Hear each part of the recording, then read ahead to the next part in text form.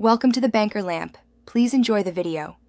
In this video, I will explain how to make a sumo squat. Start with your feet significantly wider than shoulder width, turning your toes out to about a 45-degree angle. This wide stance is key for targeting different muscle groups. Keep your chest up and shoulders back, engaging your core to protect your lower back. Imagine a string pulling your head towards the ceiling to maintain good posture throughout the movement. As you descend, push your hips straight down as if sitting into a chair rather than leaning forward.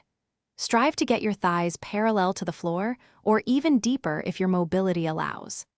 Ensure your knees track directly over your toes. Do not let them cave inward. This protects your joints and maximizes muscle activation for a safe and effective squat. Proper breathing enhances your performance. Inhale deeply as you lower into the squat, filling your lungs. Then, exhale powerfully as you drive back up to the starting position, engaging your core.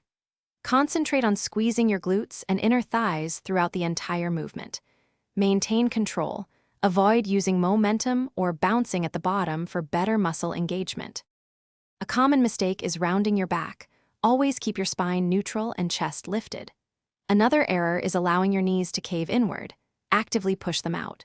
Remember, consistency and proper form are more important than lifting heavy weights.